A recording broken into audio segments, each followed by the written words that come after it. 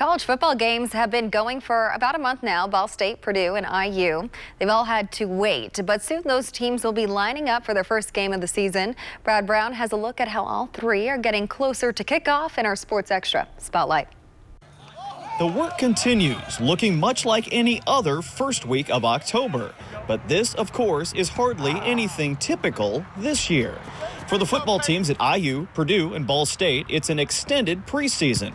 But at least there is a season at all on the horizon. Watching people play on TV gets tougher and tougher every single week. I just know it's going to be different, and we've talked about that already. We're obviously hopeful for the best, but we understand the situation. But our guys, to this point, have done a great job. The Boilermakers are getting back on the field now with a definite Week 1 date on the calendar. The Big Ten initially said no to fall football. With plans back in place, Purdue is resetting its timetable.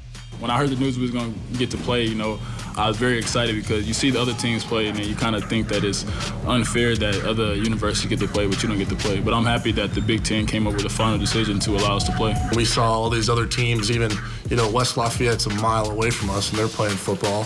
So we were kind of like, why can't we play? And so I think we're really just grateful that we get to play no matter what teams are playing. Here in Bloomington, the IU football team wondered if they would have a season at all, but they worked all along the way. So once the Big Ten waved the green flag on 2020, head coach Tom Allen feels like his Hoosiers are ready to go.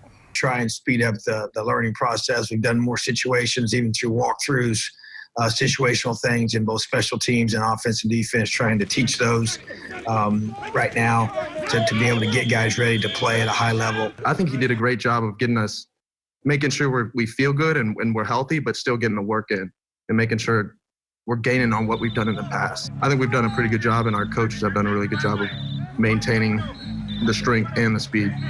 Ball State's work window will go even longer. The Mid-American Conference was the first FBS league to cancel fall sports and one of the last to okay a revised 2020 schedule. So the Cardinals are hoping to take advantage of having a couple extra weeks before their first game. Patiently waiting for the announcement to come. I know our guys are excited. The staff is excited. We'll be ready to get to work knowing that we actually have an opponent on the schedule and we have something to work for. Now it's just practice, getting back to kind of game type situations, getting back into kind of camp form in a way, but while still also having class and stuff like that. So being able to get back to just playing football is going to be kind of the most fun part, and we're excited to do that. Indiana and Purdue will kick off on October 24th. The Big Ten playing a 9-game schedule with no bye weeks, wrapping up just before Christmas. The MAC schedule will begin on Wednesday, November 4th. Ball State opening at Miami, Ohio. It's a 6-game conference-only schedule, followed by the MAC championship. It is a season unlike any other, but the work between now and then will continue to look very, very familiar. Brad Brown, WRTV Sports.